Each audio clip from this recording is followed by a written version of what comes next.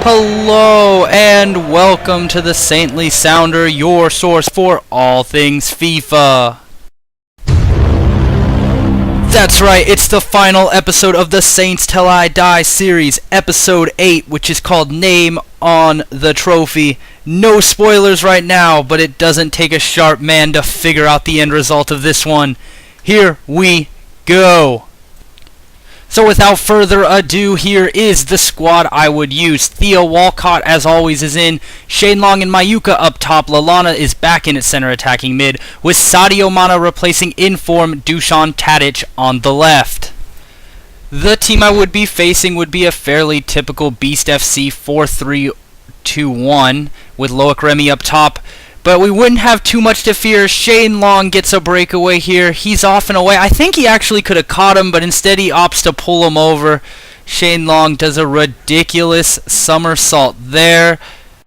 I do a quick check to make sure Shane Long is actually the best shooter I have, and at 80-82 he is, and he would not disappoint, beating Hugo Lloris to put us up 1-0.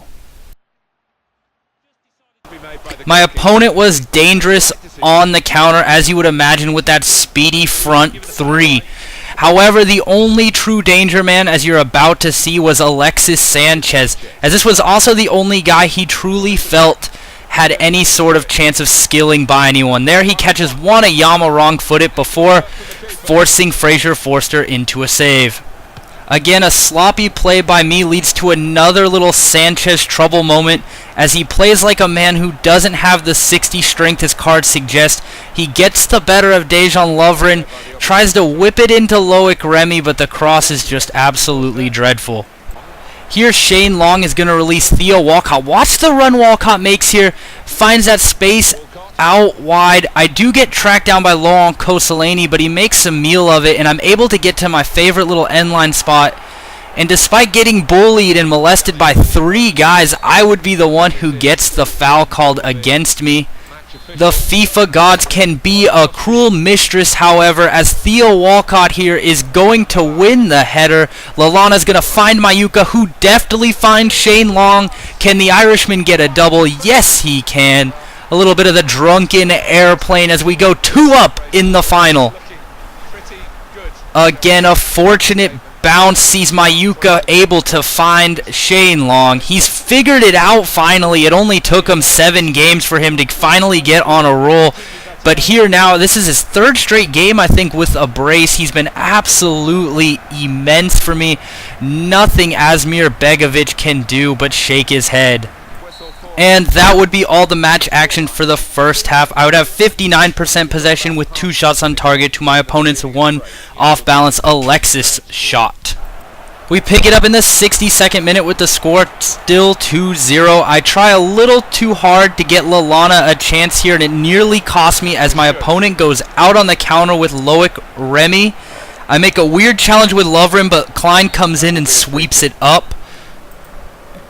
But once again, fouls on me would actually prove to be my opponent's undoing, as he tries a little too much with Francesc Fabregas, and Theo Walcott ends up on a straight sprint. He's not going to lose many of these races, and he finds the back of the net with his left foot. I just was so happy to see Theo Walcott get his reward for all the hard work he put in this season. He was just thankless, bombing up and down that right mid for 10 games, and had nothing to show for it up until this moment, and boy, he didn't disappoint. That was calm as you like. Perhaps with one eye on the trophy already, I get incredibly sloppy with my defending. Wanayama, Lovren, Alderweireld all going out to lunch, and my opponent makes the best of it with some very nifty skill moves before putting it in the back of the net with Alexis Sanchez. I make my traditional subs with one exception. Steven Davis would come in at left mid to make his debut for my team, and Victor Wanayama would find him here. Wanayama using his immense strength to stay strong down that end line. Davis knows exactly the spot to pick, and his only touch of the season is a goal. How crazy is that? It wasn't spectacular, but I bet he'd take it every day of the week. What a calm finish, and that would be all she wrote in this game. Perhaps the somersaults were just too much for my opponent, as Steven Davis's goal clinches us the win and the title. There he is, disconnecting. Shane Long would get the MVP award of the game for getting his brace there in the first half. There's that nice 15,000 coins. Dominated possession once again. That's always a great feeling. We passed well as well, which is always a good thing, especially in the post-patch world.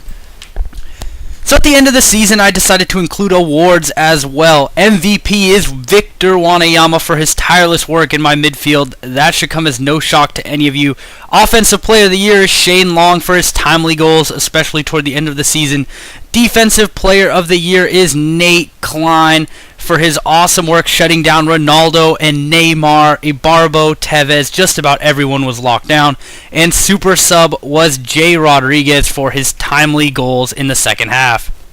So I also wanted to include some key notes. Attractive Football can win Division 1. We won the possession battle in 9 out of 10 games, and I think we did it in a style befitting of the division.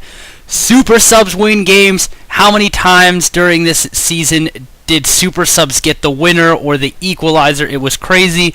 Also, so many of our goal scorers had under 75 pace. You don't need pace to win games.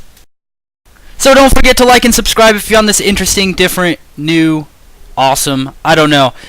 Also, I had to change video editing software, so if there is a noticeable change, that's what happened. My Mac died after 6 years, so I had to switch to PC, and I'm editing on the fly. This is actually the second time I've had to redo this episode, so thanks for bearing with me.